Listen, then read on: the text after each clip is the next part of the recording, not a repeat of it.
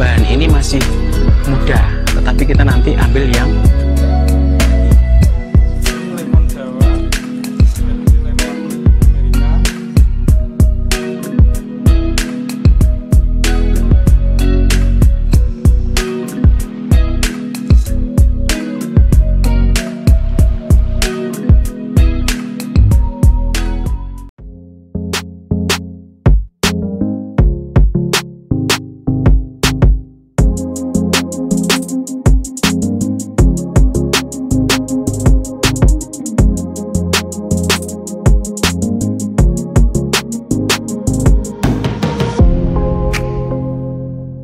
Bapak Budi CS, Ibu Sekdes, dan rekan perangkat desa yang hormati.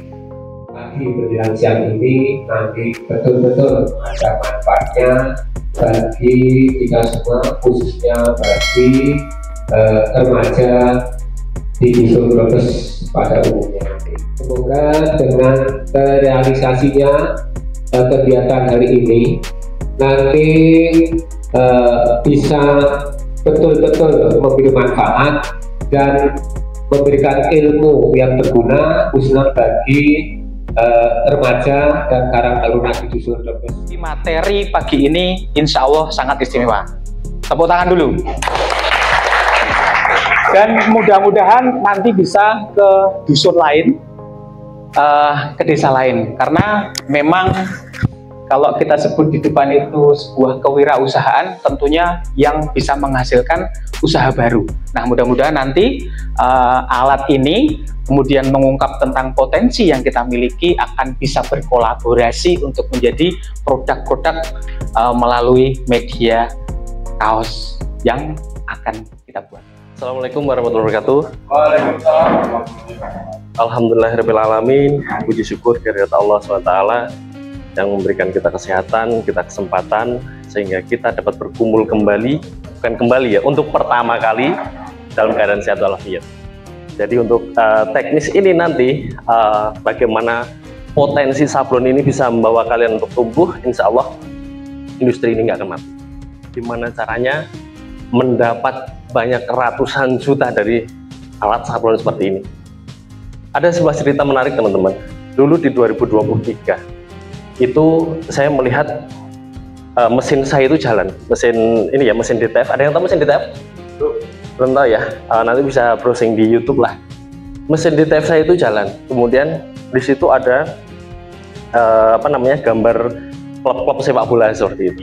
Nah, saya lihat kok banyak banget, tiap hari nyetaknya banyak banget. Saya tanya sama tim, ini siapa yang nyetak? Oh, ini mas, namanya dulu waktu itu namanya Kaosan Aparel kalau di Shopee ya.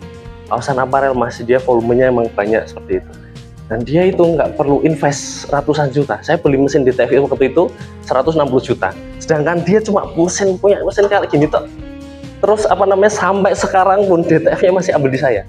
Tapi saya lihat omsetnya, dia pernah buka story itu di Agustus tahun ini dia bisa mencapai 300 juta pertama. Itu harus saya kejar di 2 brand saya. Saya belum pernah satu brand pernah satu kali. Di 2 brand saya itu baru bisa mencapai 300 juta di omset bulanan. Nah, sedangkan dia di satu brand dengan alat kayak gini, dia bisa mencapai 300 juta pertama.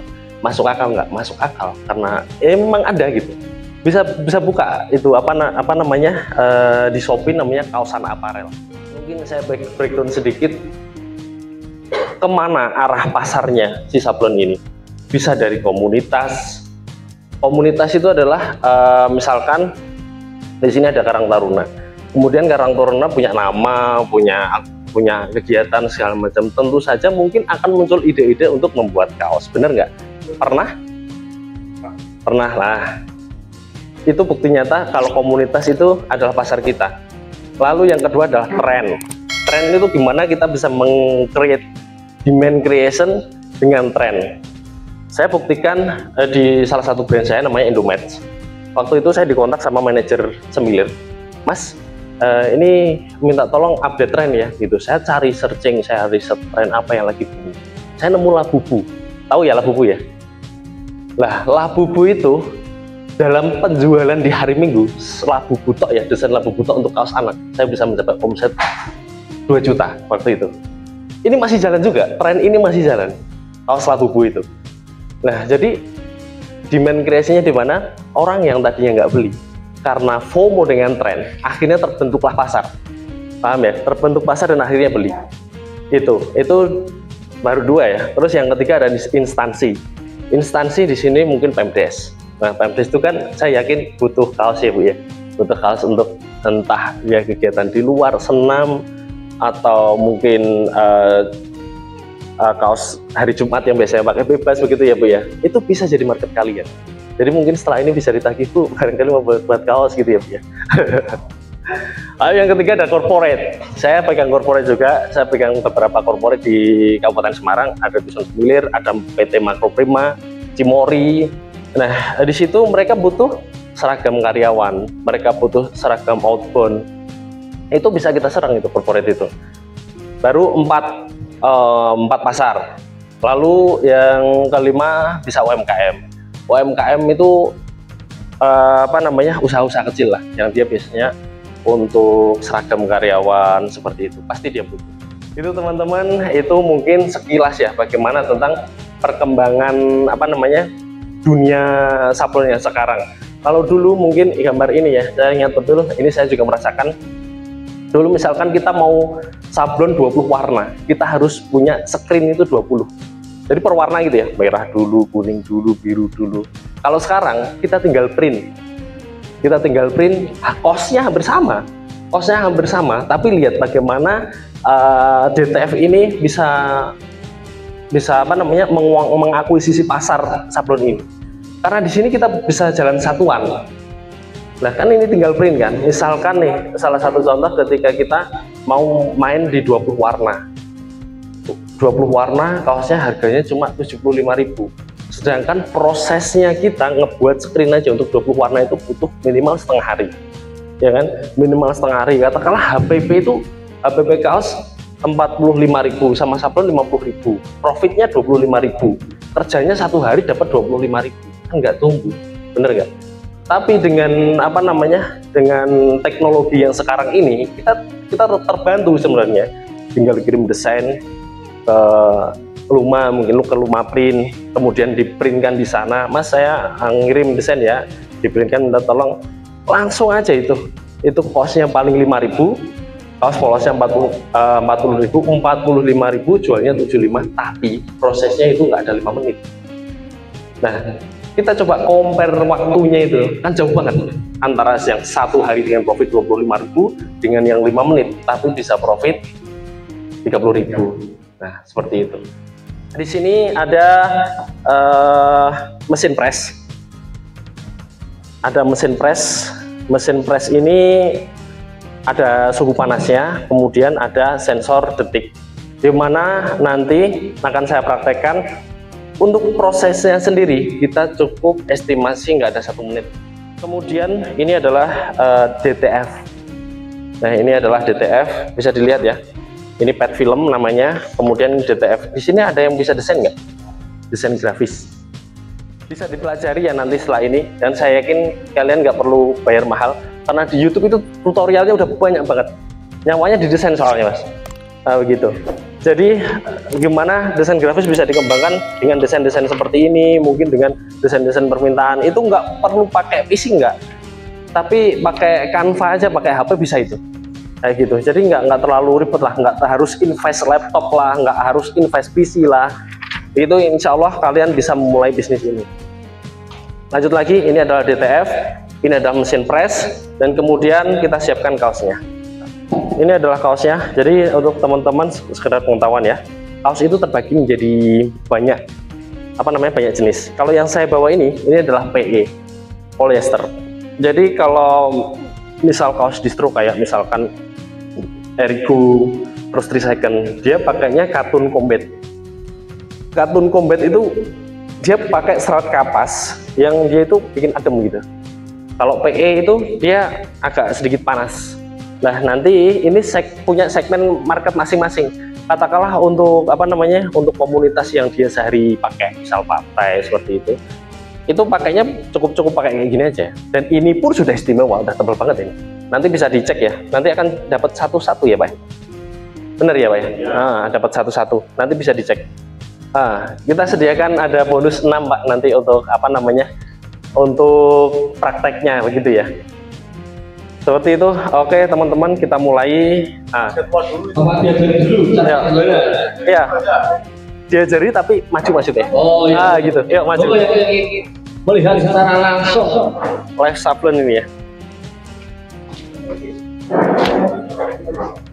Oke, jadi ini posisi ini 135 karena kain PE. Kalau misalkan kalian mau produksi dengan kain combat, ini harus 170. Ini apa? Ini suhu. Nah, suhu bisa diatur dari sini. Nanti mesin yang akan dipakai persis sama seperti ini, Mas. Oh, nanti yang hadir mesinnya seperti ini. Ya. Nah, ini 135 dia bisa naik, dia bisa turun. Kita setel di 135. Kemudian ini ada timer, Mas. Timer itu standarnya 15 detik ya. Nah, 15 detik cukup. Oh ini. Ya, timer.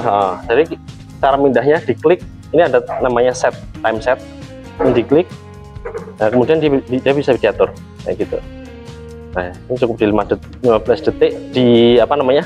Di kaos ini polyester ataupun di kaos sablon. Seperti itu.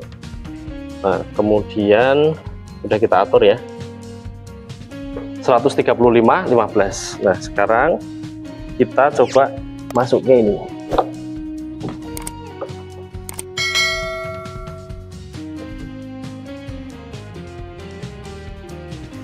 Yang perlu diperhatikan ini adalah posisi ini harus rata semua. Harus rata semua. Di sini harus sama ya kanan kirinya. Nah, nanti bisa diperhitungkan. Nah, ini kan ini ke sini, ini ke sini. Udah sama ya. Nah, itu harus rata ini. Terus posisikan kayak gini, dicek. Misalkan ini kok lebih lebar ke sini, bisa digeser dulu gitu ya. Terus saya akan lurus. Kalau pemula saya sarankan untuk pakai ini apa namanya penggaris ya. Pakai penggaris. Nah, kalau ini kan depan tuh. Kalau depan patokannya ini. Paham ya? Ini. Ya, kerah yang paling ujung. Nah, ini kerah. Ini lurusnya kayak gini. Terus ini tuh paling 3 jari. Jarak sini ke sini itu 3 jari aja. Nah, nanti jatuhnya dipertemukan, jatuhnya di sini. Sudah ada persis gitu. Oh, ini karena lurus. Ya, tadi dilepet sih. Jadi agak ngelipet. Tapi nggak apa-apa, masih bisa dipakai. Ini soal penempatan, ini untuk pemula saya sarankan pakai penggaris ya, biar nggak terlalu ini. Kalau dia terlalu turun, itu nanti dia bisa di kayak gini. Itu ya. Kita coba, udah pas, udah yakin, baru kita press. Nah, ini dia jalan, lihat ya. Timernya tadi. Ya, timernya tadi. Terus nanti dia ada apa? Sensornya yang bunyi. Nah, kalau udah kayak gini, diangkat. Cuma kayak gini aja. Setelah itu kita tunggu ini sampai dingin ya. Sebenarnya nggak perlu digosok-gosok ini sih, tapi ini untuk mempersingkat waktu aja. Nah, biar dingin dulu.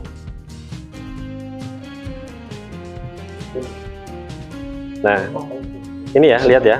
Setelah itu kita kletek. Nah, maka dia udah nempel seperti itu. Nah, ya. Oke, terus ini kita kembalikan ke sini untuk proses kedua kalinya, tapi tanpa ini ya. Tanpa ini kita press lagi. Itu untuk memperkuat. Dua kali. Ya, 2 kali untuk memperkuat. Sama dengan timer 15 detik.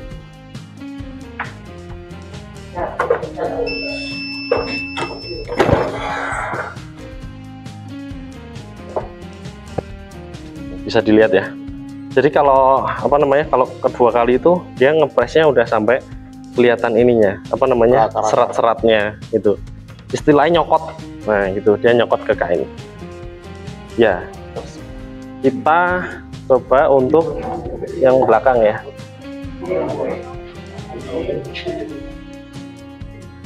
Kalau yang belakang,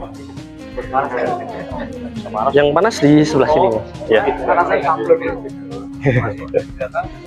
Yang belakang dimasukin gini ya. Nah, dimasukin gini. Soalnya di sini ada kerah. Ya, soalnya di sini ada kerah. Jadi kalau nggak dimasukin, nanti pas ngepres dia nggak rata. Akhirnya dia kurang gigit gitu. Ini kita bisa lihat dari sini. Nah, posisikan sesuai dengan yang tadi. Nah, kanan kirinya ini segini. Nah, setelah itu kita posisikan lurus. Nah, kanan kiri.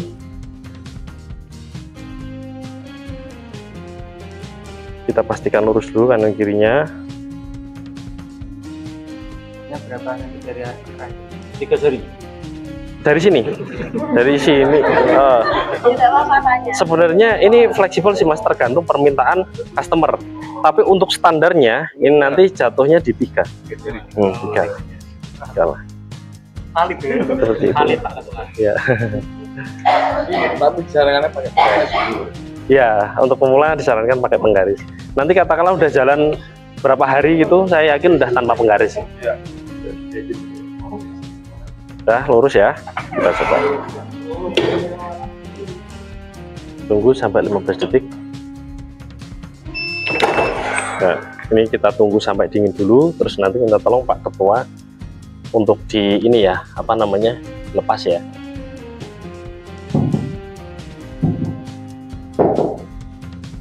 Tunggu dingin dulu ya.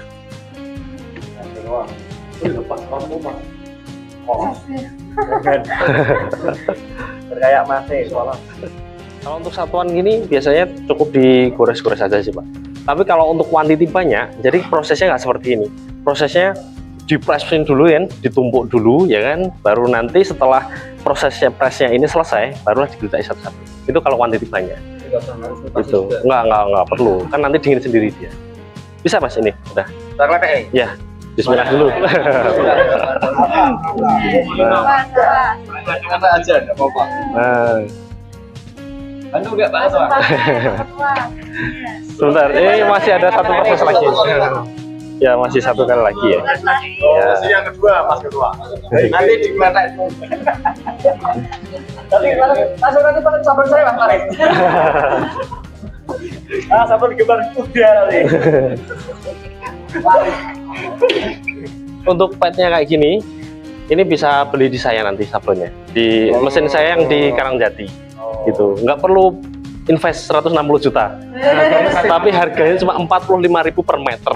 Jadi 45.000 itu bisa dapat banyak kayak gini. Satu kaosnya itu kalau nggak salah kaosnya cuma 5.000, cuma 5.000 ininya. Udah depan belakang itu, murah Mas. Daripada sablon manual kayak gitu, bisa buat screen ini belum selesai dari buat screen. Ini bisa dicek. Nah. Gimana? Panas, Mas Ketua. Monggo, siapa yang mau coba? Monggo Mas Ketua dulu.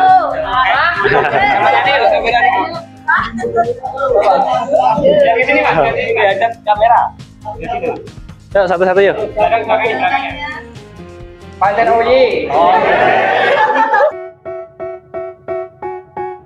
They tell me that I'm never gonna make it. They want me to do something that could make sense. They hate when I keep dreaming I'll be famous, but I don't give a fuck, I'ma keep chasing. I got all this potential that's deep inside of me, but they hate when you're successful cause they try to be. They sit there being judgmental because you're trying things, and they just want you to settle and do the right thing. So get a good job, don't slack off. Wake up every morning, make a good impression on your boss. Don't do anything that I wouldn't do, and when you're making money, make sure you don't spend it too soon. Fuck that, I'll do what I wanna do. I got a different path from everyone and that includes you. Who are you to tell me how to live life? In these times it feels like nobody's right, yeah. So I'ma figure out what else we succeed, and then invest all of my time into that and proceed. I need whatever the hell could make me happy, and I don't think you have a clue what could that be. They tell me that I'm never gonna make it. They want me to do something that could make sense. They hate when I keep dreaming I'll be famous, but I don't give a fuck, I'ma keep chasing. They tell me that I'm never gonna make it. They want me to do something that could make sense. They hate when I keep dreaming I'll be famous, but I don't give a fuck, I'ma keep chasing. special if I get rid of the devils. They think that I am a rebel, I think they want me to settle. There's nobody on my level, they think that work is too stressful. I think that work is essential, the grind is all in your mental. And I don't think you understand what I'll go through just to be in control of my life soon. All the negativity, man, I'm immune. I don't really need a mask with all I've been through. I've been making changes for the ages. 5-10 year plans are contagious. I attack that shit, I'm tenacious. And if you ain't, get the fuck out of my way then.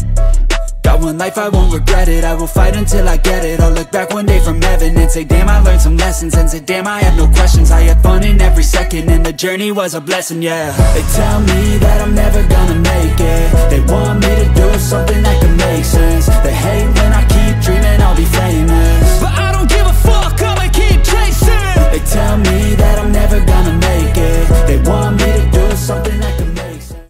Perkenalkan dulu, nama saya Ersa dari Dusun Rembes, Batu Agung, RT 1 RW 4. Ya, di sini ada usulan dulu dari remaja Dusun Rembes, itu ada usulan kewirausahaan berbasis sablon. Itu memang usulan untuk kegiatan remaja yang nantinya bisa menghasilkan income untuk mungkin dari kas remaja sendiri, juga untuk membantu mereka yang ingin berwirausaha ke depannya, terus untuk untuk melatih skill pribadi dari seseorang mungkin kedepannya yang ingin mulai berwirausahaan dari konveksi, mulai dari sablon mungkin seperti itu. Untuk peserta sendiri memang murni dari Dusun Rembes sendiri, Dusun Rembes sini RT 1, RT 2 dan RT 3. Terus untuk pesertanya memang dimulai dari mungkin SMA sampai remaja yang belum menikah. Nanti kedepannya biar mereka ada soft skill pribadi sendiri-sendiri mungkin itu. Oke. Untuk harapan saya sendiri mungkin yang pertama bisa menambah income sendiri dari remaja, menambah pemasukan dari remaja sendiri. Yang kedua, generasi muda sendiri biar bisa punya skill mungkin dari sablon, biar nanti bisa membuka usaha sendiri yang syukur bisa berkembang sendiri. Mungkin saya di sini membantu menjembatani dari dasarnya saja, dari dasar untuk menyablon. Jadi mereka nanti biar kalau memang ada keminatan dengan sablon itu sendiri biar berkembang sendiri. Mungkin itu. Mungkin di sini saya sebagai sampling aja untuk contoh mungkin desa Rembes sendiri, remajanya biar ada kegiatan itu masih kompak, terus untuk kegiatan juga kegiatan yang positif. Mungkin bisa contoh untuk karang taruna yang lain. Oke, untuk kesan-kesannya sudah pasti sangat menarik ya kegiatan. Terutama kan kita remaja sudah pasti membutuhkan untuk mempelajari berbagai macam skill, hard skill untuk nantinya keterampilan yang akan kita gunakan ketika ingin misalnya saja untuk membuat usaha. Nah, salah satu dengan adanya pelatihan sablon ini, maka remaja khususnya di Dusun Rembes ini dapat memiliki kemampuan dalam penyablonan. Oke, untuk pesan untuk remaja di luar, mari untuk meningkatkan skill, karena skill itu berguna bagi kehidupan kita yang selanjutnya, bisa untuk mengembangkan diri dan juga menjadikan diri kita untuk dapat berkarya, tidak hanya bermanfaat untuk saat ini saja, tetapi juga masa depan. Ya, pesan dan kesan untuk Karang Taruna dan kegiatan ini sangat membantu sekali kepada kami selaku pemuda generasi milenial untuk membuat kewirausahaan, untuk membuat usaha sendiri sablon yang ini alatnya yang sudah canggih, bagus, itu sangat membantu sekali kepada kami. Untuk teman-teman yang sudah bergabung, harapannya bisa mengembangkan usaha ini untuk menjadi lebih besar lagi. Jaya Remaja! Semangat, semangat, semangat!